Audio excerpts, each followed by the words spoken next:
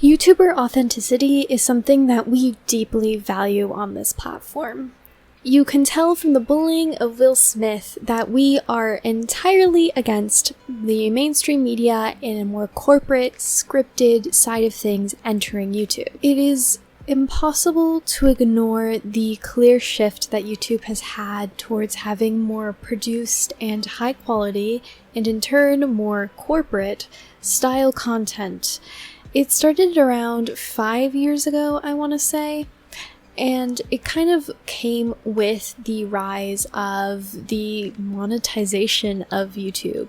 YouTubers were able to actually make money on the platform, which meant that they could invest into their work with both money and time by making it a full-time gig, but it also meant that people started getting into YouTube explicitly because it can make money. They then brought a more corporate side of things and a more produced side of things that then raised the standard in competition for everyone, making it so that everyone, even the most authentic of YouTubers, even as we see them now to this day, are way more produced than ever would have been seen as acceptable 6 years ago. Even small channels, like myself, have an extremely high standard of quality necessary in order to even get your foot in the door. But the definition for what is considered authenticity has definitely changed over time. We now live in an era where almost every YouTuber has a persona, or a version of themselves that they show you online. Some of them are more extreme and literal characters, but even the seemingly most real and authentic of YouTubers are different off camera. It's inevitable. So how is it that we got from sit-down vlogs in terrible quality to even me at 600 subscribers trying to make sure that my phone has the best lighting and that my microphone is decent? It's very clear that our definition of authenticity has changed. So what is that definition, and is it a good one to have? With the current landscape of YouTube, no matter what size you are, no matter how small, you must have a level of quality in order to succeed. And as you continue to get bigger, this pressure even more so increases, that your content must be optimized for algorithms and clicks and for success. Authenticity, while we definitely value it on the front, when you actually dive into things, the platform and the algorithms that drive it much more value more structured and planned out content, even if it is under the guise of authenticity. Think of Logan Paul's vlogs. Each title is very specifically... Actually, that's a bad example because I don't think he's the most authentic of YouTubers, but let's pretend for a second. His titles and everything are very specifically chosen in order to be clickable, in order to get your attention. But then the content of that vlog is still meant to be authentic and his real life. So even though it is considered authentic, it also definitely has that structured, planned out side of things. I hope that makes sense. YouTubers are oftentimes feel pressured to edit their content into the most favorable view. Not even just like, oh, I said something mean, I'm gonna cut it out, but cutting out all those ums and those little stuttering messes. When I stop to check my notes, I'm gonna cut that out because it creates an image that's better, because it means that you don't get bored, so you stay longer. Even though technically the truth of it, and maybe what would be considered authentic, would be leaving it all in. Yet that's not what anyone actually wants, because whenever it's done in practice, it'll lead to a higher click-out rate. So let's talk more about that idea of an image that's being constructed by a YouTuber, specifically how this deals with personas. Like I said before, there's different types of YouTuber personas. There's the more obvious, like when they're playing a character. However, every YouTuber, when they press that film button, they turn on, so to say. Once that camera turns on, you know that you need to project. You know that you want to be more energetic and emotive. You aren't just going to lounge around or not enunciate to your fullest extent.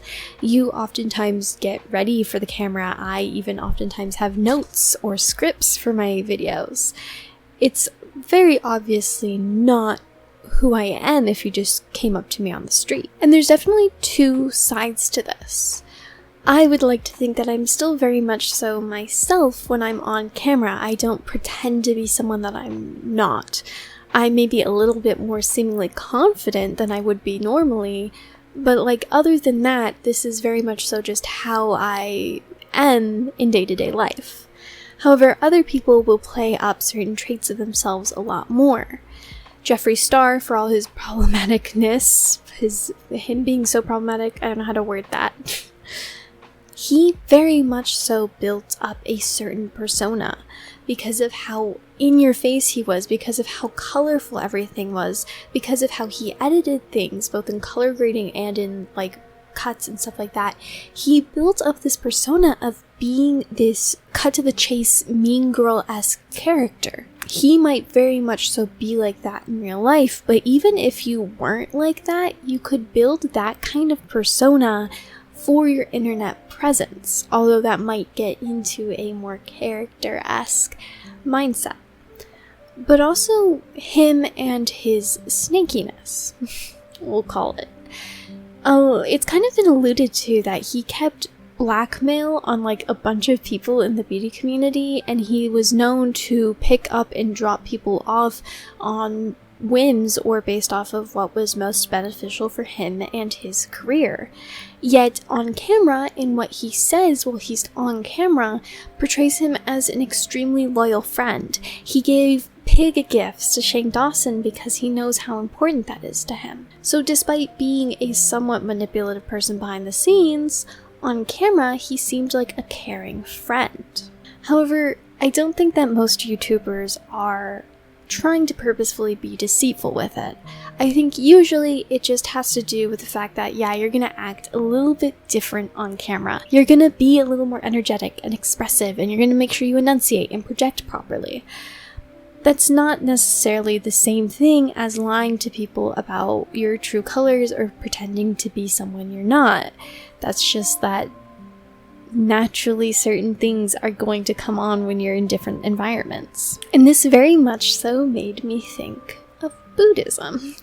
So in Buddhism, there's this idea that there are many forms of the self, and keep in mind, this is a very like outsider kind of, I learned about it in history class kind of view, but there's many forms of their self, and they're all still the true self, but they all can look very different. Who I am with my parents and who I am when I'm hanging out with my friends is very different. How I talk and carry myself is very different. How is that any different from the version of myself when I'm lounging around at home and when I'm on camera? It's all still me, it's just that the presentation and everything is a little bit different because it should be to fit the situation. That's not being deceitful, that's just like being a human being and changing as is sometimes necessary for the situation. And oftentimes, like with Jeffree Star, we see when this version of themselves isn't actually part of their true self, they get exposed. Or same thing with Shane Dawson. He was crowned for about a decade as being the father of YouTube, of this... My dog needs to... Let me hold on. Of being this great, empathetic guy. And even though it took 10 years, eventually the truth came out and he was brought down. So always be true to yourself and show your true colors online, because even if it takes a decade, they'll find you out. And something else that I don't really know how to fit in eloquently, or I don't really know how to fit this in nicely, but it definitely needs to be said, is code switching. I am 100% guilty. Well, not even guilty, because it's very much so a means of survival, but I very much so code switch. I am half Mexican and half white. When I am with my Alita and my mother and we're getting heated, I have an accent. I speak Spanglish. However, I grew up in a majority white area. I went to school with majority white. I very much so taught myself how to sound white and how to not show that side of myself. And I definitely also do that when I'm online. Some of it's just because I very much so am used to talking like that, and so it kind of is like when I started recording, like that's just kind of what came out, that's what happened. And some of it has to do with feelings that, what am I gonna face if I sound Latina when I'm making my YouTube videos? Are people gonna start being racist towards me? Are people going to not want to interact with me in the same way that they do when they kind of presume that I'm white? And that's definitely just like a slip, like an interesting, that's a, that is a video in its own right that maybe I'll be ready to make in the future. But it's definitely something that I couldn't not say, because I think that's a side of things that a lot of creators don't realize because they don't have experience with it, but I do, so I thought I'd add that in. And similar to that is how having an online persona relates to hate. So hate is inevitable when you make content online. It simply is. And a way that a lot of creators will deal with that is by creating a kind of barrier between them and what is being critiqued. They aren't critiquing you as a person, they're critiquing what you made. But sometimes even that is hard because you're very proud of what you made and it's your baby and you put a lot into that. Adding that barrier of a persona can be very helpful when dealing with hate. Like maybe you are a little bit more out there and bubbly and all that stuff, so then when people are like, oh my god, she's like way too much, you're like, yeah, well that was kind of the point, I'm playing it up for the camera, and then it doesn't really like affect you as hard. Personally, sometimes people will make assumptions about me and who I am and about my content and my like ideas and what I think that I never said, but they kind of just assume as much. So it kind of helps to, in my mind, be like, alright, cool, but all they have to work off of is what I've presented and is this like persona of mine. So they're not critiquing me and they don't know anything about me, so I'm not gonna let it affect me. And I wouldn't be surprised if a lot of YouTubers take a similar stance of like, that is separate and I can't let it affect my own opinion of myself, because then you're just, that's gonna be too much.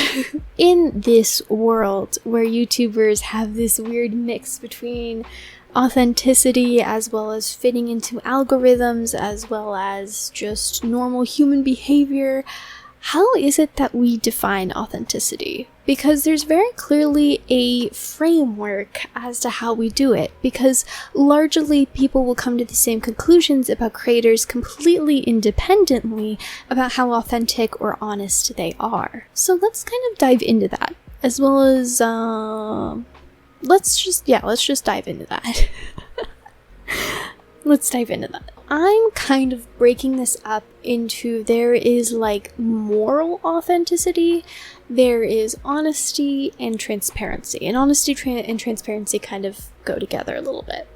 So firstly is the moral authenticity. Many influencers have become sellouts. Now, the definition of sellout has changed over time. Before, it was literally like, if you try to make any money through your content, you are a sellout. Nowadays, you can do manipulative selling tactics to children and you're still not considered a sellout.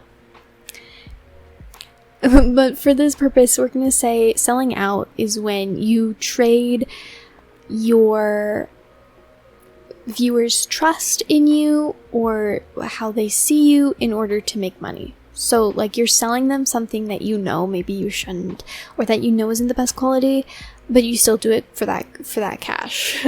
That's how I'm gonna kind of define being a sellout. And that is where I think we see a lot of like moral dishonesty coming in, is that a lot of YouTubers will do that. Kenzo's Cosmetics, Tana and Gabby, that's my sister's name, that felt really weird, but Tana and Gabby sold a product that they knew wasn't the greatest of quality. They sold it as if it was to their fans, and some fans got that product that just wasn't great for what they were sold. Some fans didn't even get the product at all. That is a very clear breaking of that moral trust. You did something wrong. it's pretty clear to see. There's also then will be this kind of like moral dishonesty when it comes to power imbalances. So the most obvious one is the one between the creator and the viewer. The creator will either sell them something, like I said before, or they will just like take advantage of that trust that people have in them and use it to either get away with things that they shouldn't, or to sell them some kind of idea. So like Shane Dawson, in his documentaries, successfully redeemed these people who had in no way shown actual progress or remorse even for what they did, and they clearly have shown us, as it's been a year plus since those documentaries, that they have not improved as people. They're still doing a lot of the scummy things that they did before. So Shane took this trust that his viewers had in him, and he directly used it to try to help these people who morally weren't great. And I think that is now, as we see it now, taking a step back, a loss of authenticity, because he wasn't being good with those actions. But then we also see it now with the recent exposure of David Dobrik. David clearly had a higher position than the other members of the Vlog Squad, and he used that in order for that to get them to do dangerous things so that he could profit and get views and sponsorships and all those wonderful things. So he took this trust that was put in him and he used it badly, and people got hurt because of how he misused this trust. And I guess to a degree this isn't necessarily even to do with people no longer liking them because of their lack of authenticity, but more so because of the lack of authenticity in the image that they created. Both Shane and David created this image that they were good people, that they cared about others and their friends, and that they did everything right. They tried to be good people. And yet when you actually look behind the scenes, you see that that image was false. And at worst, this... My dog's just looking at me. What's up, baby? I know I'm just talking to myself. That's so weird, huh? And at worst, this lack of moral authenticity can lead to actual crimes being swept under the rug in the name of just keeping on with creating content, in the name of keeping certain people around that are beneficial to you and your business. Now on to honesty and transparency. Again, these kind of go together, kind of are separate. I don't have the brain to properly make that Venn diagram, alright? So honesty and transparency, I see honesty as being honest with your viewers, not lying to them. Whereas transparency, I see more so as giving a full, true, authentic picture of everything. Whether that be not lying by omission, or that be telling about things that you don't necessarily have to tell about. I think the most obvious portrayal of transparency in this way is the classic YouTubers sitting down in their hoodie and talking to you about their mental health, maybe about the burnout that YouTube seems to just breed, and those whole things.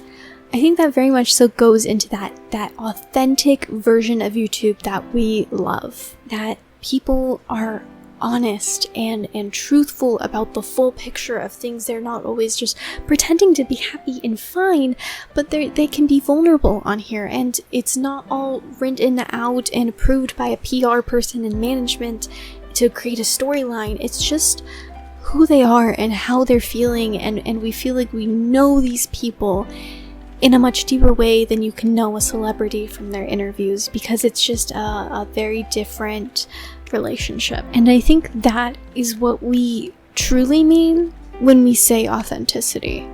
We think of those true and honest moments that give you a deeper look into a creator. And those moments go into everything that I've talked about just now, because how a creator acts when the image is down and when shit hits the fan and they're telling you about it. That's what we think of, because that's where a lot of creators have shown their downfall, or have shown who they really are. Shane Dawson. There's that infamous Instagram story where Shane Dawson calls Toddy a liar and a manipulator for being honest about sexual assault. And then on the flip side, we see Jenna Marbles being honest and wonderful in her apology. We see YouTubers showing their burnout and showing a very real and honest side of mental health. And it's often in those moments that people either they sink or they swim. And that we go down and we say, you are or you are not canceled after this, or just like, we're going to abandon you even though because you stopped creating for a month because you were burnt out. Like it's times like that we decide their fates. We also see transparency in ways of people trying to be truthful and the most authentic that they can be in every action that they do. So like sponsorships, the complete opposite of those people who are morally wrong and start manipulating their audience and scamming their audience are those people who are like, hey, I actually endorse this product, and like I would never endorse a product that I didn't actually believe in, and yes, they're paying me, but XYZ, like I care about you guys, this is a real review. Stuff like that is a showing of transparency and honesty that we value on YouTube, rather than those ads where like it's just some random celebrity and it looks like they don't even know what they're talking about. They'll be like, ooh. On YouTube, you get people being like, hey, I used this product for like 3 months before I even thought about accepting their sponsorship. And again, I think that is a hallmark of what we now consider YouTube authenticity, is people respecting their audience and people wanting to do what's best for their audience, rather than just being like, hey, it is what it is. Oh no, I lost 1,000? That's nothing. But like caring deeply about every single person to the best that you can, given the scale and everything, I think is what we hallmark as YouTuber authenticity and YouTubers that we want to support. And I'm well aware that while parts of this video were poetic and honest and true and just how I wanted them, some of them have been very disjointed and I don't really know how to tie it all together with a neat little knot. Which is my own shortcoming. Whatever. At least I look cute while I do it. But I hope that you got the general premise of what I'm saying. Basically, what I've been trying to say throughout this video is that yes, every YouTuber has a persona online. Because that's simply how human beings are. Just because a YouTuber has a persona doesn't take away from their authenticity and their care for their viewers, and it doesn't mean that who you're seeing isn't a real side of them. However, when it is true that they are trying to show something that they aren't, that eventually it shows up. Eventually you get sniffed out and you're out of there. So take that as you will. And if you, like me, are an aspiring content creator, be as honest and real as you can. Even if not from that, like, you will get canceled side of things. How hard is it gonna be to act for God knows how many years into something that you don't actually feel? I mean, we're seeing all of those like early 2016 YouTubers who had these like great, wow, let's do a DIY craft personas. Oh my God. Hated that. And they weren't true to themselves, and they regret that, and are now struggling to find themselves, although they now are, good for them, actually doing that.